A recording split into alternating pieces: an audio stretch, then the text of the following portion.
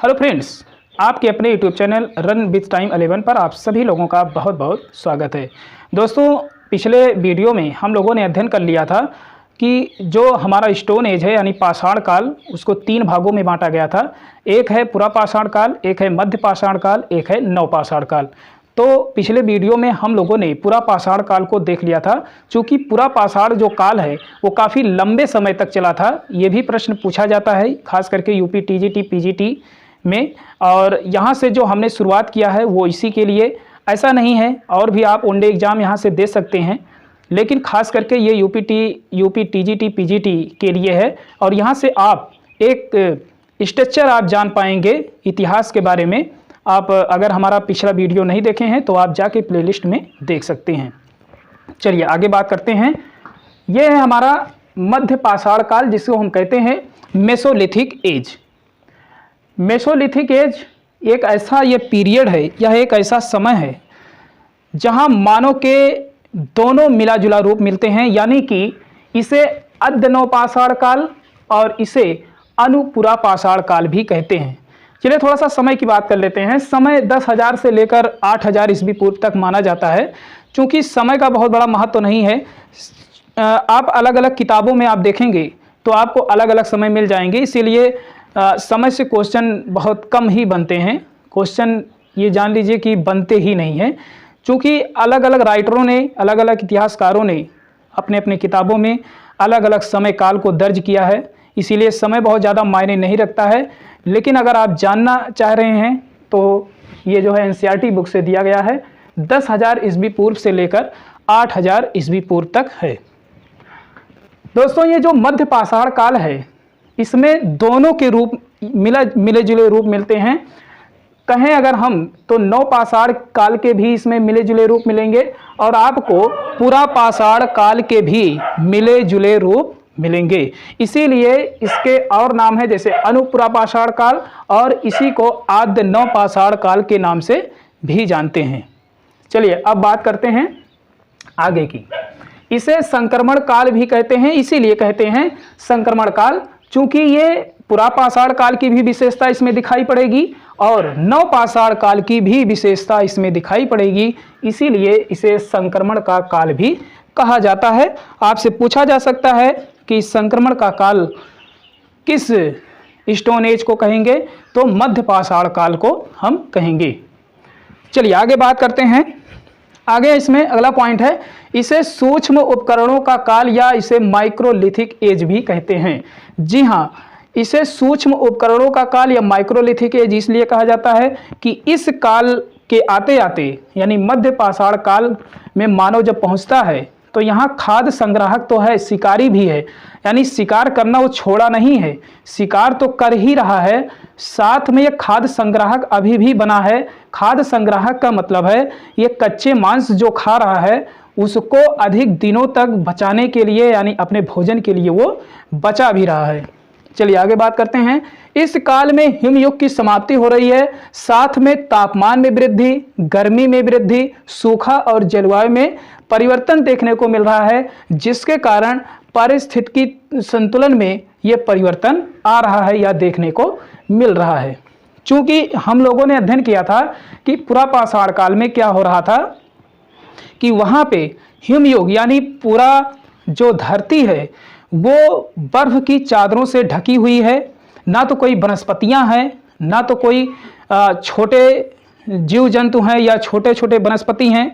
अभी आप देखेंगे बड़े बड़े घनाघोर जंगल पुरा पाषाण काल में देखा था, बड़े बड़े जानवर, जहाँ पे मानव जो है बड़े बड़े पत्थरों का यूज कर रहा है, अपने अस्त्र शस्त्र बना रहा है।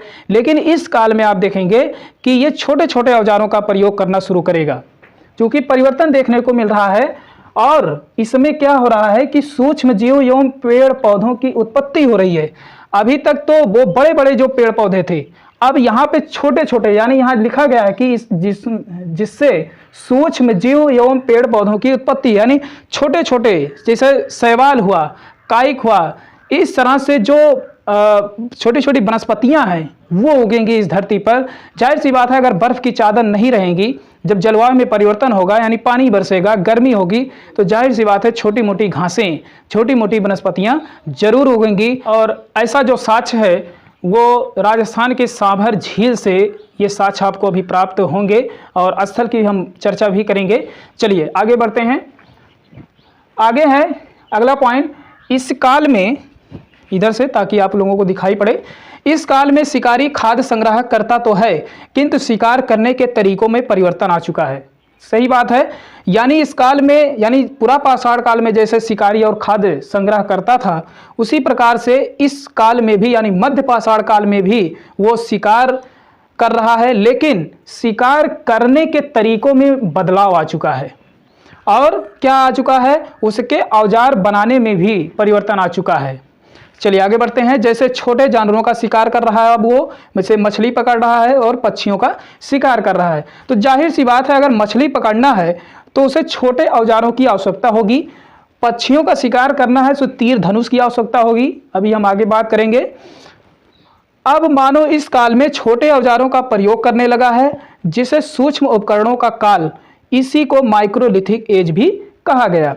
यानी कि अब इसमें मानव क्या कर रहा है, मानव इसमें छोटे छोटे औजारों का प्रयोग करना शुरू करेगा, जिसे माइक्रोलिथिक एज या सूक्ष्म उपकरणों का काल भी इस मध्य पाषाण काल को कहा जाता है या कहेंगे। औजार की अगर हम बात करें तो इसमें औजार में अब जो औजार बनेंगे वो प्रक्षेपास्त्र तकनीक या फ्लोटिंग, उसी को कहते हैं। फ्लोटिंग जो है इंग्लिश नाम है और हिंदी नाम है प्रक्षेपास्त्र। तो आपसे पूछा जा सकता है कि प्रक्षेपास्त्र तकनीक या फ्लोटिंग तकनीक किस काल की देन है, तो मध्य पाषाण काल की देन है। तो देखिएगा, इस तकनीक से यहाँ औजार बनाए जा रहे हैं, जिसका अर्थ है किसी भी हिंसक जानवर को दूर से मारना। प्रक्षेपास्त्र या फ्लोटिंग जो तकनीक है उसका जो अर्थ निकल के आता है किसी भी हिंसक जानवर को दूर से मारना। किसी भी हिंसक नहीं, बल्कि वो हिंसक ना हो तभी चलेगा, यानी किसी भी जानवर को वो दूर से मारने की जो विधि है उसे प्रक्षेपास्त्र तकनीक या फ्लोटिंग तकनीक कहेंगे। और यहाँ पे जो औजार बनेंगे वो 1 से 8 सेंटीमीटर के औजार आपको दिखाई पड़ेंगे। चलिए अब हम बात करते हैं औजारों की। कम समय में दोस्तों आप लोगों को ज़्यादा मैटर यहाँ से उपलब्ध कराया जाएगा। आप इस चैनल को सब्सक्राइब भी कर सकते हैं और यहाँ से अब इतिहास की शुरुआत हो चुकी है, तो जाहिर सी बात है इसे हम आगे तक भी ले जाएंगे अगर आप लोगों का सहयोग और प्यार मिला। चलिए अब हम बात करते हैं तीर और धनुष की। तो इसमें देखिएगा तीर और धनुष का विकास हो रहा है, इसी काल की देन है तीर और धनुष। आगे है गुलेल। आज भी आप लोग आधुनिक रूप में पक्षियों का शिकार करते हुए कुछ लोगों को आप लोगों ने देखा होगा, तो वो जो गुलेल है वो मध्य पाषाण काल की ही देन है। जो गुलेल है आज वही गुलेल आपको बंदूक के रूप में दिखाई पड़ती है। उसका रूप परिवर्तन हुआ है, ना कि वो औजार बदले हैं। औजार वही है पर उसके रूप में परिवर्तन आ चुका है। जैसे आप को एक चीज़ मैं बताऊं कि पहले ढाकों के पत्ते पर लोग खाना खाते थे, बाद में कुछ परिवर्तन हुआ तो उसमें जो है फूलों की थाली आने लगी, फिर उसके बाद स्टील की थाली आने लगी, फिर उसके बाद अगर यहाँ पे हम लोग देखें तो जैसे काम काज होता है तो वहाँ पे आप देखते होंगे तो जो पत्तल आते हैं वो प्लास्टिक के आने लगे हैं। तो इस रूप में बस थाली का रूप परिवर्तन हुआ है। यानी उसी प्रकार से हम यहाँ बताना चाह रहे हैं कि उसी जैसे गुलेल है उसका सिर्फ रूप परिवर्तन हुआ है, ना कि उसका स्वरूप बदला। स्वरूप वही है, सिर्फ उसके रूप में परिवर्तन आ चुका है। चलिए यहाँ पे और कैसे औजार बन रहे हैं, त्रिभुजाकार बन रहे हैं, यानी कि तीनों कोना जो होगा वो नुकीला होगा और बीच में धार होगा। बीच में जो है वो धार होगा, ताकि अगर दूर से हम किसी भी जानवर को मारें तो वो कोई ना कोई कोना जाके उस पर लगे। अगर कोना नहीं लग रहा है तो कोई ना कोई धार जाके उस पर लगेगा। तो इस तरह के तकनीक, इस तरह के औजार यहाँ पे विकसित हो रहे हैं मानव के द्वारा। फिर देखेंगे यहाँ नवचंद्राकार, यानी गोल सा, यानी अगर हम किसी भी तरह से अगर किसी भी हिंसक जानवर या किसी भी छोटे जानवरों को अगर हम मार रहे हैं दूर से मारने की, यानी कि इनकी जो मारक क्षमता है वो काफ़ी ज़्यादा है, यानी दूर से मारने की जो क्षमता है वो ज़्यादा है यहाँ पे, यहाँ जो विकसित हो रहा है। ऐसा हमने पूरा पाषाण काल में नहीं देखा था।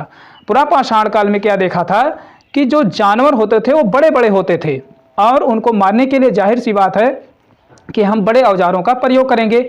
वहाँ पे हमने चापर, चॉपिंग क्लीवर, हैंडक्स जैसे पत्थर के औजारों, यानी जो औजार वहाँ पे बन रहे थे उसको हमने देखा था। लेकिन यहाँ पे हम लोगों को क्या दिखाई पड़ रहा है, तीर धनुष। आपसे पूछा जा सकता है कि तीर और कमान का विकास किस काल की देन है, तो मध्य पाषाण काल की। गुलेल, ये भी जो है प्रक्षेपास्त्र तकनीक के औजार से बने हुए हैं, तो गुलेल भी मध्य पाषाण काल का है।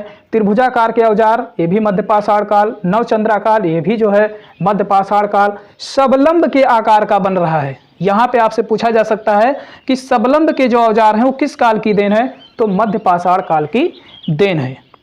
चलिए कुछ बात कर लेते हैं कि इन उपकरणों को सबसे पहले खोजा किसने, किसने ये नाम दे दिया कि सूक्ष्म उपकरणों का काल या माइक्रोलिथिक एज हम कहेंगे, क्योंकि छोटे औजारों को ही कहेंगे। तो किसने सबसे पहले ये औजार और कहाँ पे खोजा, इनका भी नाम हमें जानना चाहिए। तो ये है सीएल क्राइल महोदय 1867 ईस्वी में विंध्य पर्वत के क्षेत्र में लघु पाषाण उपकरण खोजे, जिसके कारण इस काल को माइक्रोलिथिक एज के नाम से जानते हैं। तो इस तरह से इनका नाम आप याद रख सकते हैं, सीएल क्राइल महोदय। इन्होंने सबसे पहले 1867 ईस्वी में विंध्य पर्वत के क्षेत्र में लघु पाषाण उपकरण को खोजे थे। इसीलिए इस काल को क्या कहेंगे, माइक्रोलिथिक एज के नाम से या सूक्ष्म उपकरणों का काल कहेंगे। चलिए, इनका बहुत बड़ा योगदान रहा है। इसी से जो हमें पता चलता है कि मध्य पाषाण काल में इस तरह के औजार बनते थे। चलिए बात करते हैं पत्थर। इसमें कौन कौन से पत्थर यूज हुए हैं जो इनसे औजार बने हैं। तो देखिए, इसमें चर्ट है, फ्लिंट है, इसको आप नाम याद रख सकते हैं, काफ़ी बार पूछा गया है। कैल्सिडोनी है, स्फटिक है, जैस्पर है, कार्नेलियन है, आर्गेट है, जैसे पत्थरों का यूज जो है यहाँ पे हो रहा है। किस काल में, इस मध्य पाषाण काल में। और इसकी क्या विशेषता है, चलिए अब विशेषताओं की अगर हम बात करें तो ये मध्य पाषाण काल जो है इसके जो प्रमुख स्थल हैं, अब इसको हम लोग देखेंगे। तो एक तरफ आप राज्य बनाइएगा, एक तरफ स्थल, एक तरफ विशेषता उसकी। तो देखिए, राजस्थान के बागौर में सबसे पहले, और ये बागौर है कहाँ, भीलवाड़ा जिला में, याद रख सकते हैं। राजस्थान के भीलवाड़ा जिले में एक स्थान है बागौर। ये क्या है, भारत का सबसे बड़ा मध्य पाषाण कालीन स्थल है। ये याद रखिएगा कि भारत का सबसे बड़ा मध्य पाषाण कालीन स्थल कौन सा है, तो ये है बागौर। कहाँ पे है, राजस्थान में। किस जिले में है, तो ये है भीलवाड़ा जिले में। यहाँ से कौन सा साक्ष्य मिला है, यहाँ से पशुपालन का प्रथम साक्ष्य और मकान बनाने का प्राचीनतम साक्ष्य मिला है। अगर आपसे कोई पूछे कि मकान बनाने का प्राचीनतम साक्ष्य और पशुपालन का प्रथम साक्ष्य कहाँ से मिलता है, तो ये मिलता है राजस्थान के बागौर से। और कहाँ से मिलता है, मध्य प्रदेश में आदमगढ़ एक स्थान है होशंगाबाद जिले में, यहाँ से भी पशुपालन का प्रथम साक्ष्य। तो देखिए, बागौर से दो चीज़ें, एक पशुपालन का प्रथम साक्ष्य और मकान बनाने का प्रथम साक्ष्य, और आदमगढ़ से और बागौर से दो चीज़ें मिल रही हैं, पशुपालन का प्रथम साक्ष्य और यहाँ से भी पशुपालन का प्रथम साक्ष्य आदमगढ़ से। लेकिन बागौर से दो चीज़ें मिल रही हैं, एक मकान बनाने का भी साक्ष्य मिल रही है, इसीलिए इसको हम जो अलग लिख दिए हैं। फिर देखिए, सर्वप्रथम कुत्ते को ही पालतू पशु बनाया गया। जो आप लोग पढ़ते हैं ना कि सर्वप्रथम किस जानवर को पालतू पशु बनाया गया, तो वो बनाया गया था जो है कुत्ते को सर्वप्रथम पालतू पशु बनाया गया था। देखिए, ये एक ऐसा काल है जहाँ से मानव अब नए नए कार्य करने की शुरुआत जो है सोचेगा, अपने मन में दिमाग में लाएगा कि हमें ये सब करना चाहिए। और यहीं से अब जब शुरुआत करेगा, यानी यहाँ पुरा पाषाण काल और नव पाषाण काल के बीच का एक ऐसा काल है जहाँ मानव बहुत सारी चीज़ों का खोज करेगा, जो नव पाषाण काल आते आते एकदम उस चीज़ को अस्थाई बना देगा। जहां आप इस पशुपालन का प्रथम साक्ष्य अभी देख रहे हैं, नव पाषाण काल में वो पशु पालने की जो है अस्थाई विधि अपना लेगा। कृषि जो है पूरी तरह से अस्थाई हो जाएगी। यहाँ लेकिन क्या है, कृषि अभी भागदौड़ में चल रही है। आज यहाँ कृषि है, कल वहाँ कृषि है। जैसे झूमिंग कृषि आप लोग पढ़ते होंगे, पूर्वी भाग में झूमिंग कृषि पढ़े होंगे कि आज भी वहाँ के जो मानव हैं, आदि मानव क्या करते हैं कि जहाँ कहीं भी वन जंगल है उसको जला देते हैं और वहाँ पे 1-2 साल खेती करेंगे। उसके बाद जब उसकी उर्वरता ख़त्म हो जाएगी फिर वहाँ से अपना सब कुछ जो है डेरा बांधेंगे और दूसरी जगह शिफ्ट हो जाएंगे। तो इस दौर का काल है ये, इस समय अभी मध्य पाषाण काल। चलिए और भी इसमें स्थल हैं, हम बात कर लेते हैं। बात करते हैं अब उत्तर प्रदेश की। अभी हमने जान लिया कि जो है जो बागौर है और जो आपका आदमगढ़ है एमपी वाला हिस्सा, वहाँ से हमने देखा कि जो पालतू पशु बनाए जा रहे हैं यानी पशुओं की जो शुरुआत हो रही है वहाँ से हुई। अब हम देखेंगे कि उत्तर प्रदेश में ये 3 स्थान आपको मिलेंगे। एक सराय नहर राय प्रतापगढ़ में है, एक है मादहा उसी से कुछ दूरी पर, और दमदमा उसी से कुछ दूरी पर। ये तीनों जो है स्थान है प्रतापगढ़ में ही, तीनों स्थान आपके मिलेंगे। अब यहाँ से हम लोग देखने का प्रयास ये करेंगे कि सराय नहर राय से क्या क्या मिल रहा है, मादहा से क्या क्या मिलेगा और दमदमा से क्या क्या मिलेगा। तो सराय नहर राय की अगर हम बात करें तो यहाँ से मध्य पाषाण काल का सबसे पहले तो हमको यही जानना है कि मध्य पाषाण काल का सबसे प्राचीन स्थल है ये।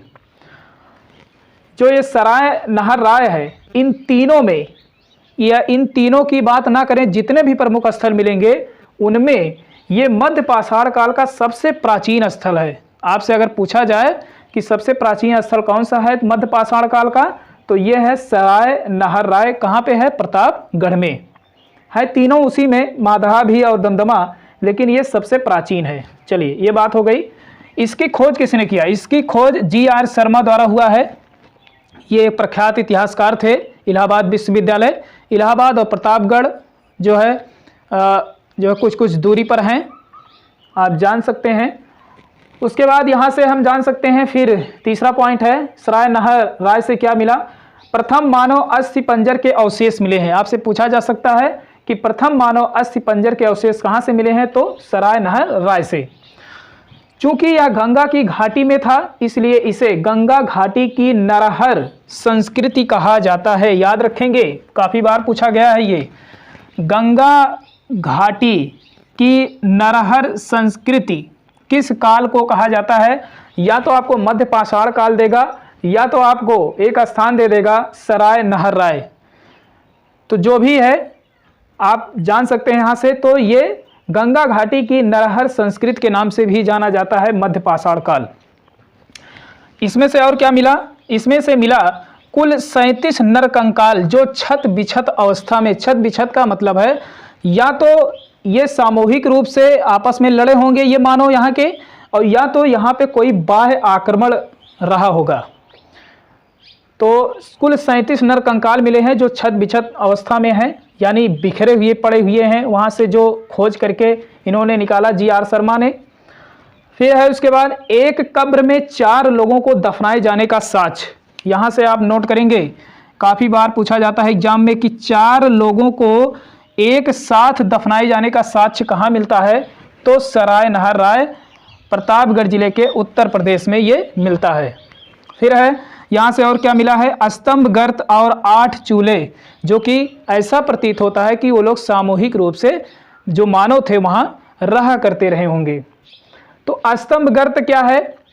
चूँकि मानव जो पुरा पाषाण काल में था, तो मानव वहाँ पुरा पाषाण काल में घोर घने जंगलों और गुफाओं में रहता था।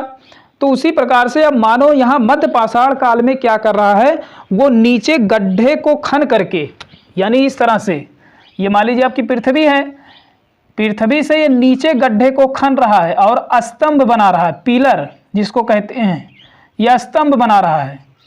तो इस तरह के स्तंभ गर्त मिले हैं और यहाँ नीचे आपको फर्श दिखाई पड़ेगा।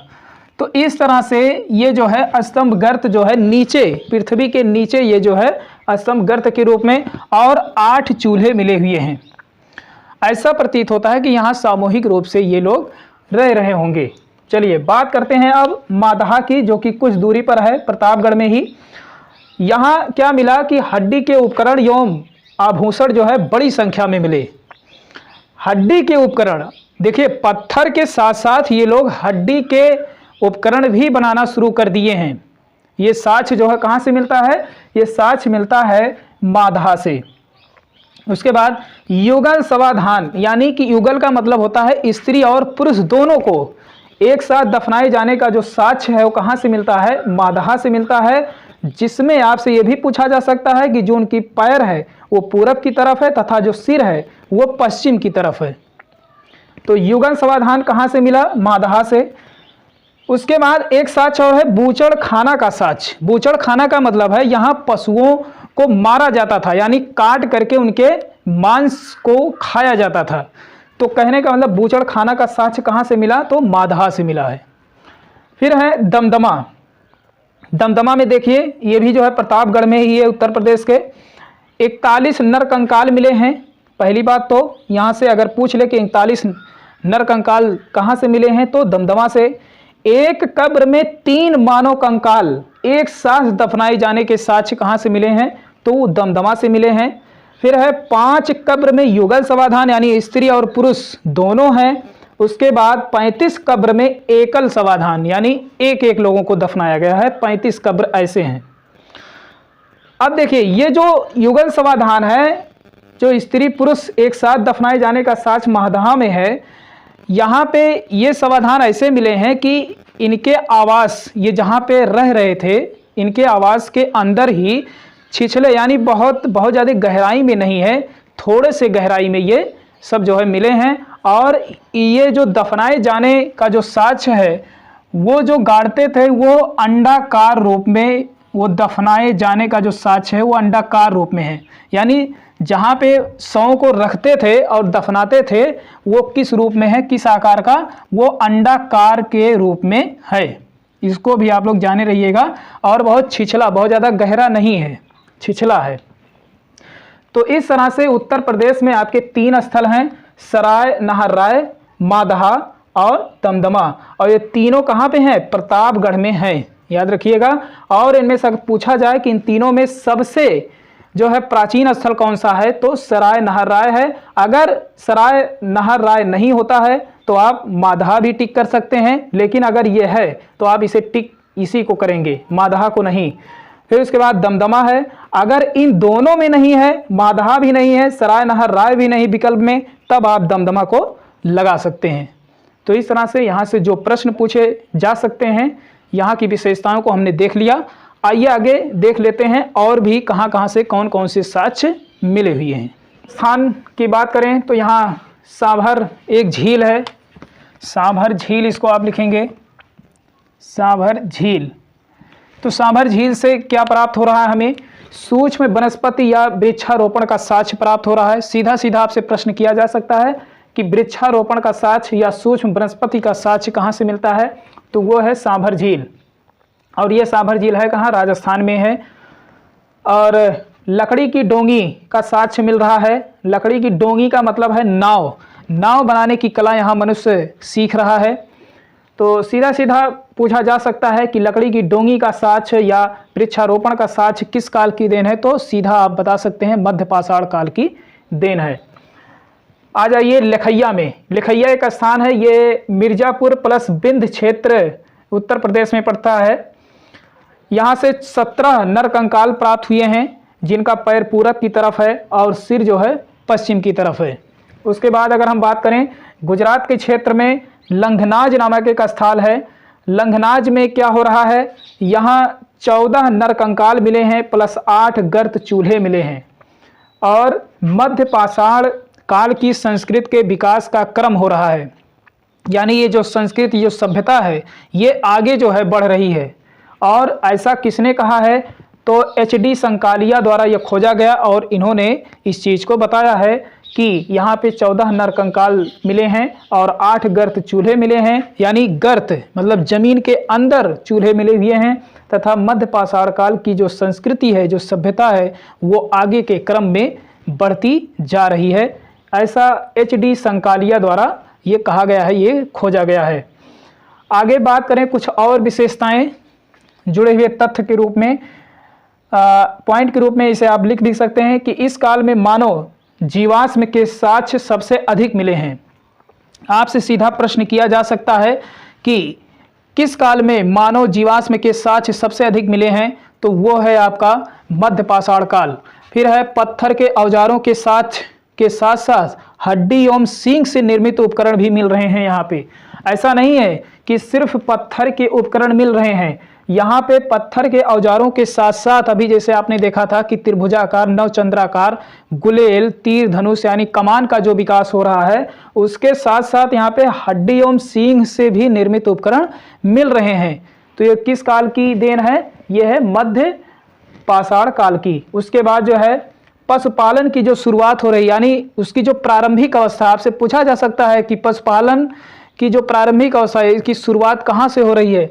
तो शुरुआत है ये मध्य पाषाण काल में। आप देखेंगे कि पशुपालन की जो शुरुआत है यहाँ से हो रही है, ये पशुपालन पूरी तरह से अस्थाई हो जाएगी नव पाषाण काल में। तो जब पूछे आपसे जो है अस्थाई रूप में कहाँ है, तो अस्थाई रूप में आप बता सकते हैं जो है नव पाषाण काल। अग्नि से परिचित हो रहे हैं मानव। यहाँ पे क्या हो रहा है कि अग्नि से परिचित, देखिए यहाँ पे 8 गर्त चूल्हे वगैरह कैसे मिलेंगे भाई? जब अग्नि को जान रहे होंगे तभी तो जानकारी यहाँ देखिए। अब यहाँ पे अग्नि की बात आ गई, तो अग्नि पुरा पाषाण काल में सबसे पहले अगर खोज की बात होगी कि अग्नि की खोज किस काल में हुई, तो पुरा पाषाण काल। अग्नि से परिचित धीरे धीरे हो रहे हैं किस काल में, तो वो हो रहे हैं मध्य पाषाण काल में।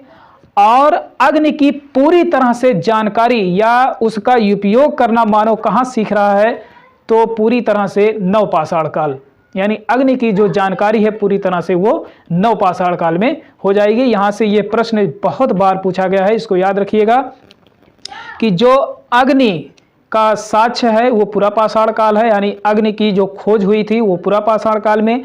अग्नि से धीरे धीरे मनुष्य जो कुछ सीख रहा है, परिचित हो रहा है, यानी जैसे हमने कहा ना कि कृषि है और पशुपालन है, यहाँ से पशुपालन की शुरुआत कर रहा है, वैसे ही वो अग्नि से परिचित होने के लिए शुरुआत कर रहा है। लेकिन पूरी तरह से जानकारी, पूरी तरह से वो अग्नि का उपयोग करना या पूरी तरह से पशुपालन का उपयोग करना, पूरी तरह से अस्थायी जीवन निर्वाह करना, कृषि करना, वो सब पूरी तरह से नव पाषाण काल में आपको दिखाई पड़ेगा। तो इस तरह से अग्नि से परिचित हो रहे हैं लेकिन पूरी तरह से उपयोग नहीं कर पा रहे हैं। और क्या हो रहा है यहाँ पे?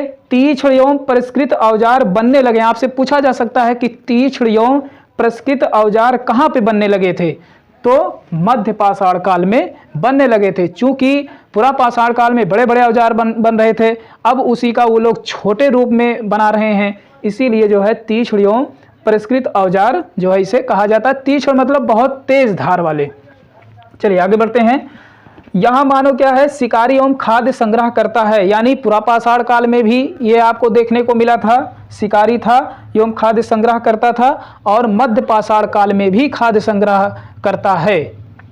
चलिए, तो इस तरह से आप मध्य पाषाण काल की आशा करते हैं उसकी स्थल, उसकी विशेषताएं आप लोगों ने जानकारी के रूप में प्राप्त कर लिया होगा। मिलेंगे एक बेहतर क्लास में नव पाषाण काल के साथ, तब तक के लिए हमें अनुमति दीजिए। बहुत बहुत धन्यवाद।